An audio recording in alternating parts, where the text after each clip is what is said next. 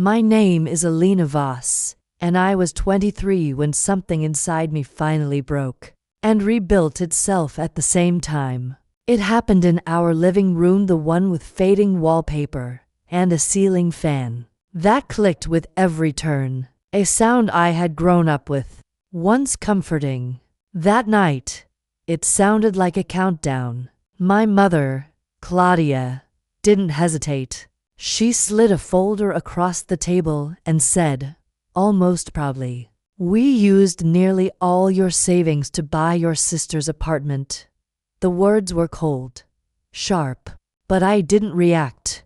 I just watched her fingers tapping the folder the same way she used to tap my report cards when I wasn't good enough. On the couch, my sister Nina leaned back like she owned the world. "You don't have a single dollar left, Alina," she said with a smirk. My brother Ethan chuckled under his breath. "People like you never own anything. You'll rent your whole life." The light flickered above us. Perfect timing. I laughed. Quiet. Controlled.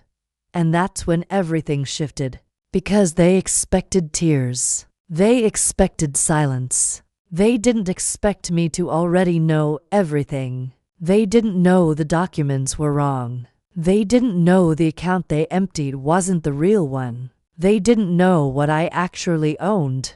But they were about to. My mother narrowed her eyes. "Wipe that smile. You should be grateful your sister finally has stability." Grateful. I leaned back, calm. The fan clicked louder. Nina tossed her hair. "You'd just waste that money anyway." Ethan added, "Landlords love people like you." Quiet. Desperate. Their words didn't hurt anymore. They confirmed something I had known for years. I was never family to them. Just useful. I tapped the folder. "The deed isn't valid," I said. Silence. Nina blinked. "What are you talking about?" "You signed a provisional transfer," I said softly. "Not a final one." My mother stiffened. "I checked everything." "You checked the wrong thing." Page by page. Their confidence fell apart. "And the transfer," I added. "It requires my signature." That's when fear crept in. Real fear. "You're saying this isn't legal?" My mother whispered. I nodded.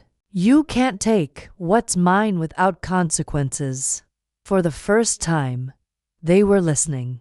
But I wasn't done. I walked to the shelf and pulled out a black envelope, placed it gently on the table. "What is that?" Nina asked. "My real purchase." I opened it. Official documents. Stamped. Sealed.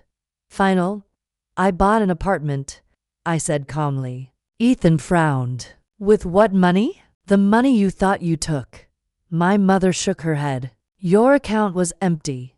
The public one was." Silence again. "My real savings were somewhere you couldn't touch." Nina flipped through the papers, hands shaking. "Paid in full. Under your name." "Yes." Then I placed the final document down. The one that changed everything. "Unit 1102, I said. "The apartment directly above yours." They froze. "It comes with building privileges," I continued. "Control over approvals. And occupancy." Ethan's voice dropped. "You can decide who lives there." I met his eyes. "Yes." Nina's voice cracked. "My application is pending," I said. "My approval." Panic hit them all at once. "You wouldn't do that," she whispered. I raised an eyebrow. "You already told everyone you owned it." Her silence said everything. Then I placed one last document on the table. Bank investigation. Unauthorized withdrawals. My mother's hands trembled. "Where did you get this?" "The bank." Ethan swallowed hard. "We didn't touch your private account." "I know," I said. "But you tried. And that was enough." "The transaction is frozen," I added. Pending my statement. The room felt smaller. Tighter.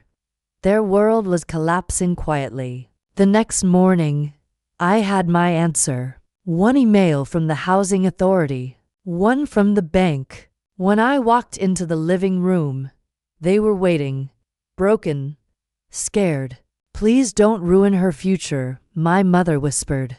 I sat down calmly. "I'm not here to ruin anyone," I said. "I'm here to stop the ruining of me." I showed them the first email. "Application rejected."